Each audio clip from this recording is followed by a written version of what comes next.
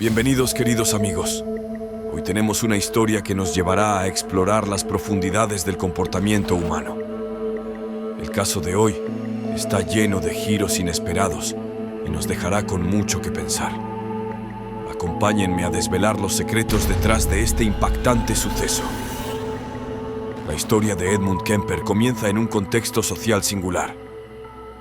En los años 60, Santa Cruz, California, era un lugar vibrante que reflejaba el espíritu de la contracultura. Las playas soleadas, las olas para surfistas y la recién inaugurada Universidad de California en Santa Cruz la convirtieron en un destino popular para jóvenes en busca de nuevas experiencias y formas de pensar. La ciudad estaba en pleno auge cultural, con un estilo de vida más relajado y abierto, promovido por el movimiento hippie y un deseo de libertad. Era común ver a jóvenes viajando de forma independiente, muchos de ellos haciendo autostop, un símbolo de la confianza y la apertura de la época. Sin embargo, esta atmósfera de libertad también trajo consigo ciertos riesgos. Mientras la juventud exploraba nuevas formas de vida, empezaron a surgir preocupaciones en torno a la seguridad. En 1972, la tranquilidad de Santa Cruz se vio alterada por una serie de inquietantes sucesos. Se reportaron desapariciones de estudiantes, lo que comenzó a generar inquietud entre la comunidad. Con el tiempo, lo que inicialmente parecía un incidente aislado se convirtió en una preocupación más amplia. Las autoridades trabajaban para comprender lo que estaba ocurriendo, ya que las víctimas, en su mayoría jóvenes estudiantes, parecían no seguir un patrón claro, lo que generaba una creciente sensación de incertidumbre en la ciudad. Santa Cruz pasó de ser un lugar idílico a convertirse en una comunidad en estado de alerta. Las advertencias policiales instaban a las jóvenes a evitar hacer autostop, pero la verdadera amenaza permanecía oculta. El carnicero de las universitarias estaba mucho más cerca de lo que nadie imaginaba. Los ciudadanos vivían con inquietud, sin saber que el responsable era un hombre afable que se mezclaba entre ellos, incluso en los mismos bares que frecuentaban los policías que investigaban el caso. Este individuo, Edmund Kemper, era astuto y se aprovechaba de la confianza que caracterizaba a la época. Con una estatura imponente de casi 2 metros y un físico corpulento, Kemper era una figura difícil de pasar por alto. A pesar de su apariencia intimidante, quienes lo conocían lo describían como un hombre educado y amable, capaz de entablar conversaciones amenas, incluso con la policía local. Su carisma y habilidad para interactuar con los demás, junto con su inteligencia, le permitieron camuflarse en la sociedad durante mucho tiempo. Conocido como Big Ed entre sus amigos, Kemper solía visitar The Jury Room, un bar popular entre los oficiales de policía. Irónicamente, allí compartía momentos con quienes lo buscaban sin saberlo. Este hecho no solo revela la astucia de Kemper, sino también la dificultad de la sociedad para reconocer comportamientos preocupantes. Durante sus interacciones, no mostraba señales evidentes de su lado oscuro, lo que hace aún más inquietante su capacidad para llevar una vida secreta. A pesar de su exterior controlado, Kemper comenzaba a enfrentar tensiones internas. La presión de vivir en 2 mundos diferentes y el temor a ser descubierto lo llevaron a cometer errores. En abril de 1973, un encuentro fortuito con la policía relacionado con la posesión de armas lo puso en el radar de las autoridades, aunque no como sospechoso de crímenes graves. Este momento marcó el inicio de su declive. La tensión de su vida doble y su situación emocional complicada lo llevaron a tomar decisiones drásticas, comenzando con acciones contra las personas más cercanas a él. La imagen de Big Ed empezó a desvanecerse cuando decidió actuar contra su madre, Clarnell, y su mejor amiga. Este giro de los acontecimientos revelaría su verdadera naturaleza y pondría fin a la atmósfera de inquietud que había creado. Para entender los orígenes de Edmund Kemper, es esencial explorar sus primeros años de vida, marcados por dificultades y experiencias desafiantes. Nacido en 1948, fue el segundo de 3 hijos en una familia que enfrentaba tensiones emocionales y desafíos. Su madre, Clarnell Strandberg, era una figura autoritaria que a menudo lo menospreciaba, lo que impactó su autoestima. Este tipo de abuso emocional dejó huellas profundas en Kemper, cultivando sentimientos de resentimiento que, con el tiempo, se transformarían en conflictos internos. Clarnell, obsesionada con el control, Tenía un miedo irracional de que su hijo pudiera lastimar a sus hermanas, lo que la llevó a tomar decisiones extremas, como obligarlo a dormir en el sótano. Este aislamiento solo intensificó la tensión en su relación. La situación no solo deterioró su vínculo, sino que también fomentó en él una creciente fascinación por la violencia. Desde una edad temprana, Kemper mostró comportamientos preocupantes, como la manipulación de muñecas de sus hermanas, y más tarde, el maltrato a animales, comportamientos que, según algunos estudios de criminología, pueden estar presentes en personas con tendencias violentas. La situación se complicó cuando sus padres se separaron en 1957. Kemper, ya emocionalmente frágil, fue enviado a vivir con sus abuelos paternos en una granja aislada. Sin embargo, la relación con su abuela fue igual de conflictiva, ya que la describía como una figura dominante que reavivó su resentimiento hacia las figuras femeninas autoritarias. A los 15 años, Kemper llegó a un punto de quiebre. En un momento de furia disparó a su abuela. Luego, en un intento de justificar su acción, también lastimó a su abuelo. Este evento marcó el inicio de una espiral que lo llevaría a convertirse en una figura infame en la historia. Después de este acto, fue diagnosticado con esquizofrenia paranoide y enviado al Hospital Estatal de Atascadero, donde su inteligencia y habilidades de manipulación le permitieron engañar a los psiquiatras para que creyeran en su rehabilitación. El entorno opresivo y las relaciones conflictivas de su infancia fueron fundamentales en su desarrollo. Los abusos emocionales, junto con sus propias tendencias violentas y la falta de intervención adecuada, contribuyeron a crear un individuo con potencial para el daño. A pesar de las advertencias de médicos y psicólogos tras su liberación del Hospital Estatal de Atascadero, Kemper fue enviado a vivir nuevamente con su madre, Clarnell. Este regreso a su hogar significaba revivir los traumas de su infancia y la sensación de impotencia que había sufrido. Clarnell continuaba con sus críticas y agresiones verbales, lo que aumentaba el resentimiento de Kemper hacia ella y, de manera indirecta, hacia las mujeres en general. Este ambiente hostil alimentó sus fantasías sobre la violencia, que pronto se convertirían en un foco de su frustración y rabia. A pesar de sus intentos de encajar en la sociedad, Kemper tenía dificultades para establecer relaciones normales, especialmente con mujeres. Se sentía rechazado y marginado, lo que complicaba aún más sus sentimientos hacia el sexo femenino. Para él, las mujeres representaban tanto un objeto de deseo como una fuente de desprecio, un conflicto que se había gestado desde su niñez. Fue en este contexto de soledad y resentimiento que Kemper comenzó a buscar una manera de expresar sus impulsos violentos. Comenzó a recorrer las carreteras de California en busca de jóvenes universitarias que hacían autostop, una práctica común de la época. En estas interacciones encontraba una oportunidad para ejercer control, tanto físico como emocional, sobre ellas, simbolizando la autoridad y desprecio que había experimentado en su hogar. En mayo de 1972, Kemper cometió sus primeros crímenes. Recogió a 2 jóvenes que hacían autostop en el área de Berkeley, cerca de la Universidad de California. Las llevó a un lugar apartado y, lamentablemente, les causó daño. Estas acciones no fueron meramente violentas, sino que reflejaban un distorsionado sentido de poder y control que él buscaba en su vida.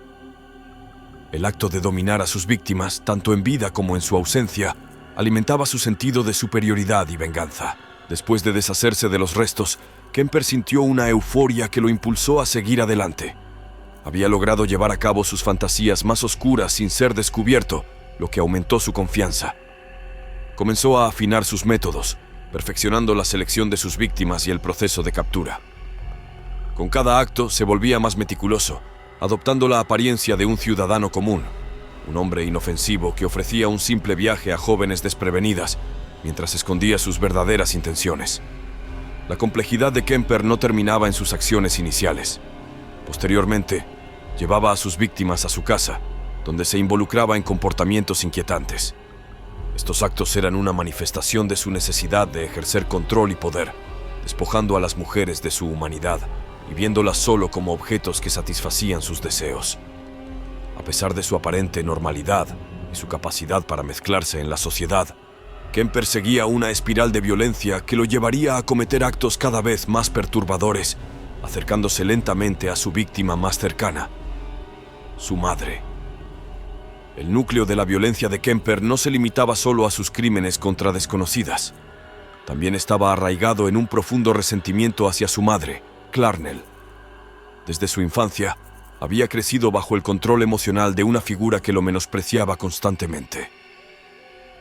A medida que pasaba el tiempo, este desprecio se transformó en una obsesión destructiva. Clarnell no era solo una madre autoritaria, sino una representación de todo lo que Kemper desaprobaba de la autoridad femenina.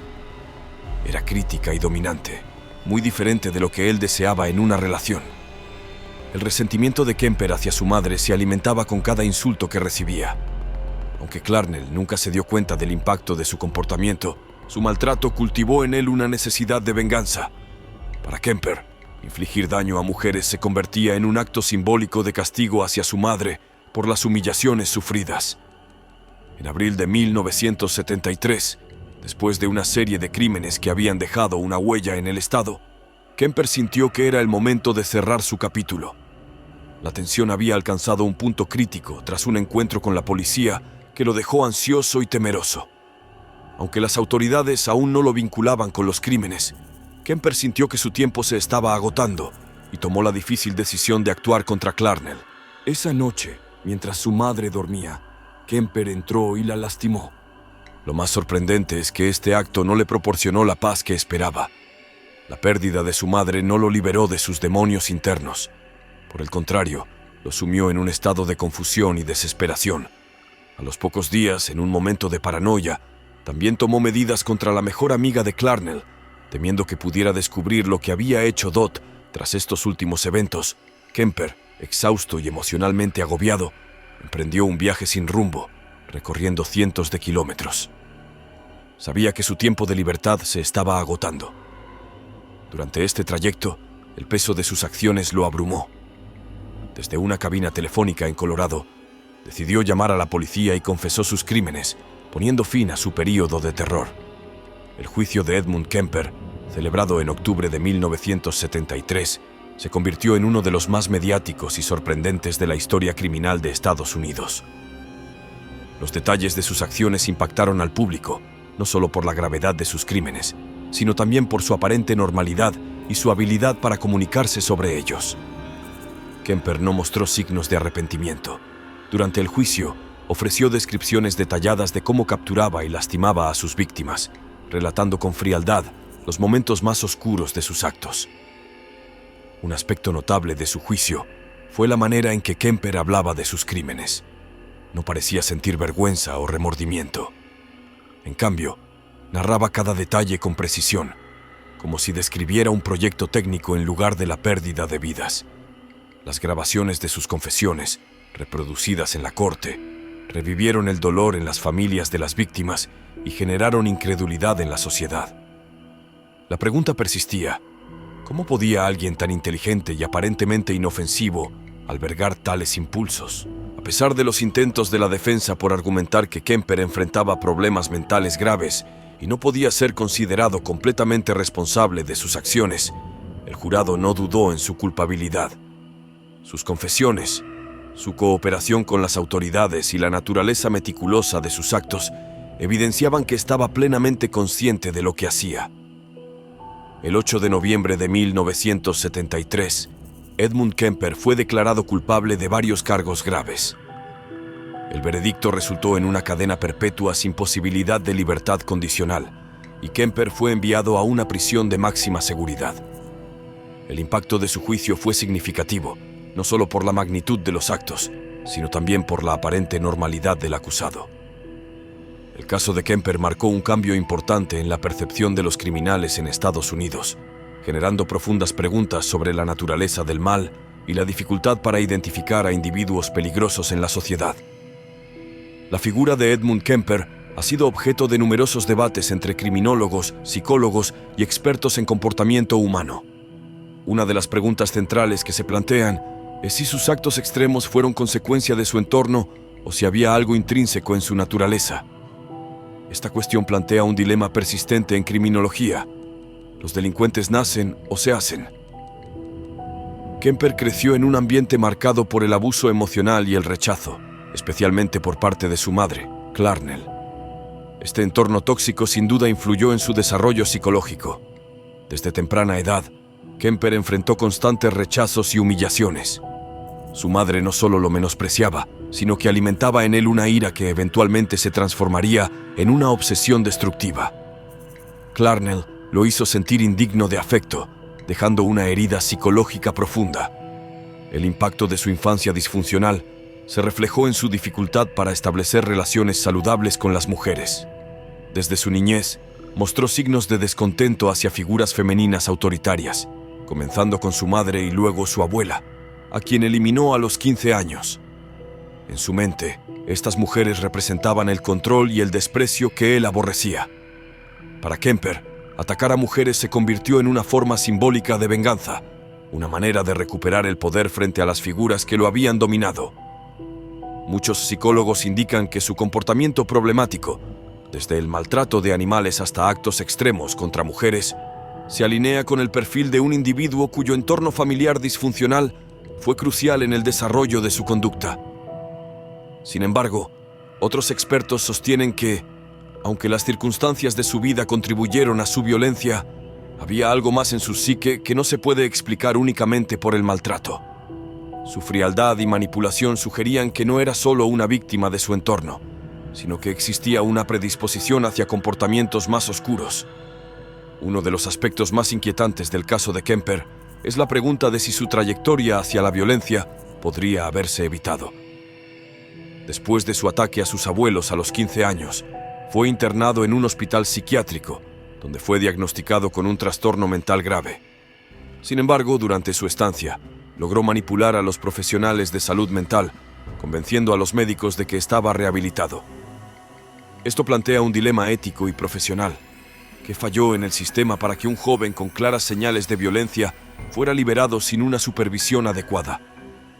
Aunque los especialistas recomendaron que Kemper no debía volver a vivir con su madre, la falta de seguimiento permitió que regresara al mismo entorno que contribuyó a sus problemas. Esta decisión resultó ser un error en su tratamiento y, probablemente, aceleró su camino hacia una conducta cada vez más peligrosa.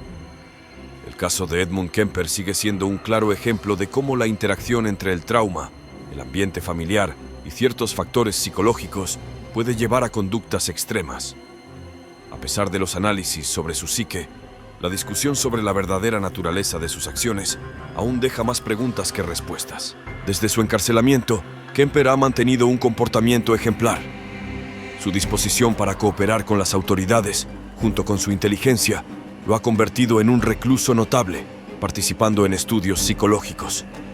Además, se ha involucrado en actividades como la grabación de audiolibros para personas con discapacidad visual, lo que ha generado debates sobre si individuos con su historial pueden de algún modo contribuir de manera positiva a la sociedad desde la cárcel. Sin embargo, aunque Kemper parece ser un recluso ejemplar, sus entrevistas y declaraciones públicas han generado dudas sobre la autenticidad de su remordimiento. En varias ocasiones, ha expresado cierto pesar por sus acciones, afirmando que siente culpa por el dolor que causó. Sin embargo, estas afirmaciones a menudo parecen contradictorias. Por un lado, reconoce el daño infligido a sus víctimas y sus familias. Por otro, continúa describiendo sus acciones con una frialdad inquietante y una falta de empatía, lo que sugiere que su arrepentimiento podría no ser completamente sincero. En una de sus entrevistas más destacadas, Kemper admitió que, de ser liberado, probablemente volvería a cometer actos de violencia. Este comentario es revelador, ya que indica que, a pesar de su comportamiento en prisión, los impulsos que lo llevaron a actuar en el pasado aún persisten en su interior. Para muchos especialistas en criminología, esta declaración refuerza la idea de que, aunque Kemper colabore y mantenga una conducta adecuada, sigue siendo una amenaza latente, incapaz de controlar sus impulsos en un entorno libre. La participación de Kemper en la grabación de audiolibros ha sido otro tema de debate.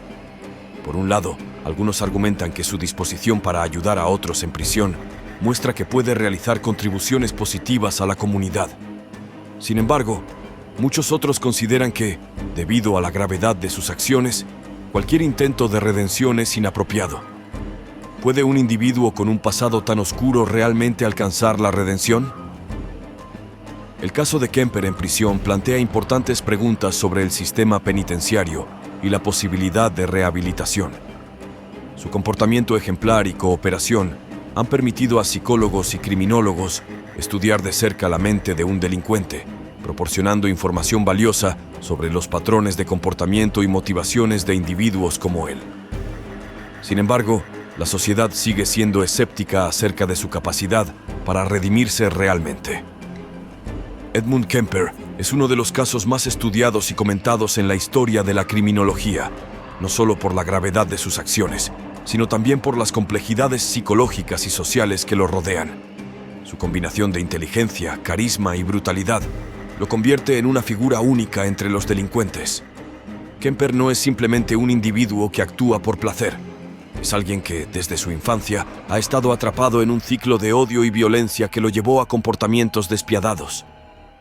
Una de las razones por las que su caso sigue siendo tan intrigante es la dualidad que presentaba en su vida cotidiana. Mientras cometía algunos de los actos más atroces imaginables, también era capaz de interactuar con las personas de manera completamente normal. Era carismático, se expresaba con elocuencia y se ganaba la simpatía de quienes lo conocían. Este contraste entre su vida pública y sus acciones privadas es lo que convierte a Edmund Kemper en un enigma desconcertante para los expertos. ¿Cómo puede alguien tan aparentemente estable y racional albergar tanta maldad? Además, su disposición para colaborar con investigadores y psicólogos ha proporcionado una valiosa fuente de información sobre la mente de un delincuente. A lo largo de los años, Kemper ha participado en numerosos estudios, compartiendo detalles sobre sus pensamientos, impulsos y acciones. Esta información ha sido fundamental para desarrollar teorías sobre la psicopatía, la violencia extrema y el comportamiento delictivo. Sin embargo, a pesar de todo lo que se ha aprendido de su caso, sigue siendo un recordatorio sombrío de lo complicado que es identificar y prevenir este tipo de delitos. A pesar de las muchas señales de advertencia que mostró a lo largo de su vida, como el maltrato a animales y los actos violentos contra sus abuelos, el sistema no logró intervenir de manera efectiva. Este fracaso permitió que Kemper continuara con sus acciones delictivas durante años, causando un dolor inimaginable a sus víctimas y a sus familias. El caso de Edmund Kemper plantea una pregunta inquietante. ¿Nacen las personas con una predisposición a la maldad o son moldeadas por las circunstancias que los rodean? En el caso de Kemper, la respuesta parece ser una combinación de ambos factores. Su infancia marcada por el abuso y el entorno emocionalmente tóxico en el que creció jugaron un papel crucial en su desarrollo como delincuente. Sin embargo, también había aspectos de su naturaleza que lo llevaron a cometer actos tan horribles, algo que va más allá de las simples circunstancias de su vida. Ahora, conociendo la historia completa de Edmund Kemper, su infancia traumática, su relación tóxica con su madre y sus escalofriantes crímenes, ¿crees que su capacidad para engañar a psicólogos y convivir de manera normal con personas, incluidos policías, revela que el mal puede ocultarse bajo una fachada de normalidad? ¿O piensas que hubo señales claras que la sociedad ignoró? Me encantaría leer tu opinión sobre cómo estos factores contribuyeron a su reinado de miedo. Deja tu reflexión en los comentarios. Muchas gracias por tu valiosa compañía y formar parte de esta comunidad. Ha sido un placer compartir estos momentos interesantes con ustedes. Espero que esta historia les haya ayudado a reflexionar sobre la complejidad del comportamiento humano y la importancia de estar atentos a las señales de advertencia que pueden indicar peligro. Si este contenido ha captado tu interés y quieres seguir explorando el fascinante mundo de la psicología criminal, te invito cordialmente a formar parte de nuestra comunidad. Así podrás acompañarnos en nuestros futuros episodios y no perderte ninguna de nuestras entregas. Gracias por tu apoyo continuo.